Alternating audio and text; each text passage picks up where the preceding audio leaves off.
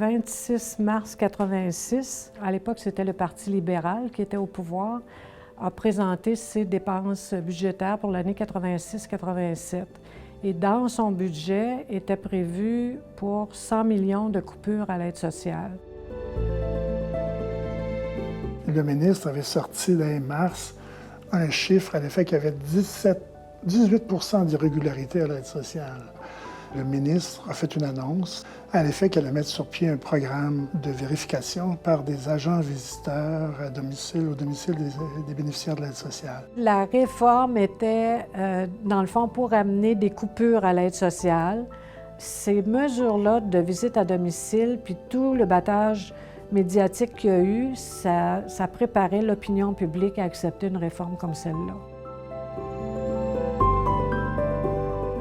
Il y a 150 agents d'aide sociale qui deviennent des agents visiteurs, qui vont pouvoir, sans qu'aucun rendez-vous soit pris à l'avance, visiter les personnes qui sont sur l'aide sociale et aller chercher de l'information auprès des voisins, auprès de d'autres personnes qui connaissent les personnes assistées sociales. Là, il y avait vraiment des enquêteurs qui arrivaient dans la famille, qui frappaient à la porte et qui obligeaient à répondre, à les laisser entrer pour qu'ils aillent vérifier dans les garde-robes, vérifier dans le réfrigérateur. Si un boubou m'écoute, viens frapper à ta porte, n'ouvre pas, surtout n'ouvre pas. Le terme boubou m'écoute est apparu dès le départ. Il semble que ce soit un fonctionnaire d'un bureau de l'aide sociale qui a utilisé ce terme-là. Boubou, ça fait allusion à Bourassa, qui était le premier ministre à l'époque. Macoute, c'est les tontons Macoute qui avaient été à l'œuvre sous Duvalier en Haïti et qui exerçaient l'intimidation, le harcèlement et la répression des opposants au régime. C'était devenu très populaire comme expression et quand les gens posaient la question qu'est-ce que ça signifie, mais ça permettait d'expliquer ce qui se passait, la réalité. Ils recherchent une situation de vie maritale pour les femmes ou du travail au noir ou de l'aide supplémentaire qui pourrait être apportée par quelqu'un d'autre, comme une famille qui pourrait, par exemple, soutenir sa fille qui est monoparentale et faire son marché une fois par semaine. Une femme, on trouve une pipe chez elle ou 2 paires de pantoufles. Là, le questionnement, est-ce qu'il y a quelqu'un d'autre qui vit ici, etc. Cette personne-là a des revenus, etc. Il y a tout un échafaudage de suppositions l'hypothèse que peuvent être amenés à faire les agents vérificateurs. Dans la perception du gouvernement, si une femme avait un ami, l'ami devait la faire vivre. Donc, elle devait être dépendante. C'est pas normal qu'elle ait une relation affective en étant autonome financièrement.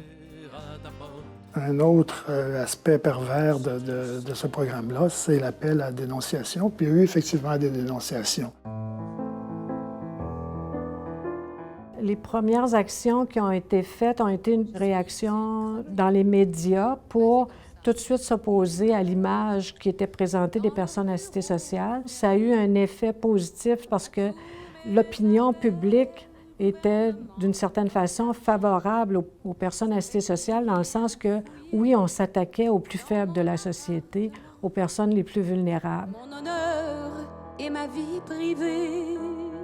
L'abus de contrôle a amené l'élargissement des solidarités, que ce soit avec les organisations de droit, dont la Ligue des droits et libertés. Il y a eu aussi les organisations des femmes.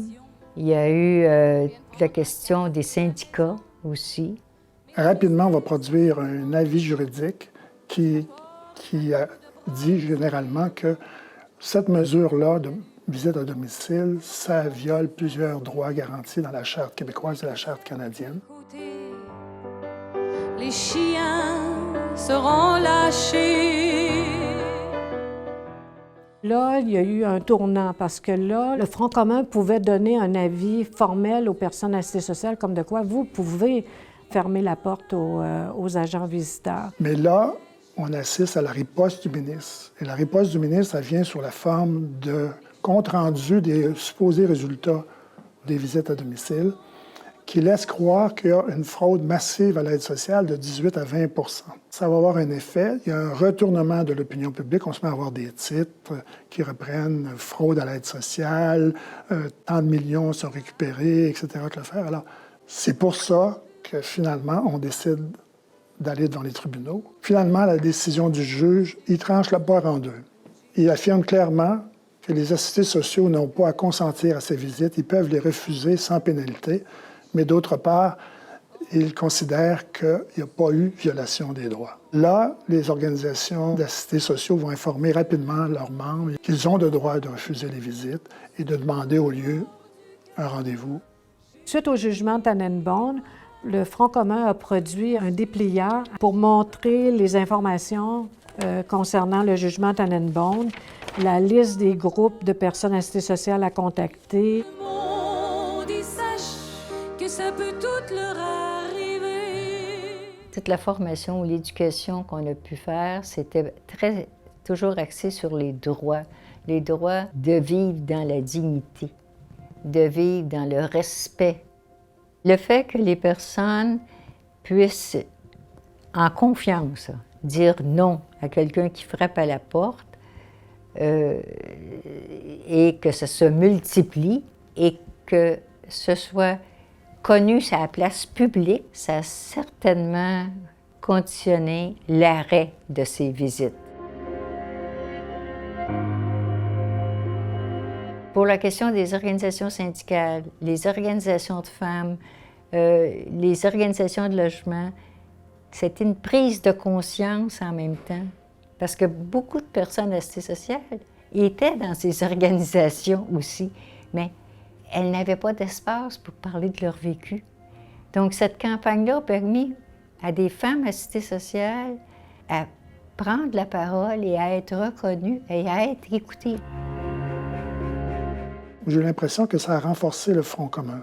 Je pense que ça a renforcé sa légitimité, parce qu'on a vu qu'il y avait une organisation qui pouvait parler au nom des 30 organisations réparties à travers le Québec, et elle pouvait le faire avec une force certaine. Elle pouvait aller chercher des alliés, elle pouvait mener une bataille de longue haleine en concertation avec les organisations de base. Le fait qu'il y avait un groupe organisé qui pouvait répondre à ça, ça a limité dans l'opinion publique la perception qu'on avait négative des personnes assistées sociales. Ça a fait en sorte aussi que ça a obligé le ministère à modifier ses directives. Ça a obligé un plus grand respect des personnes assistées sociales. Ça a permis aussi qu'il y ait un groupe plus large qui soit mobilisé pour répondre à la réforme qui allait arriver plus tard au niveau de l'aide sociale.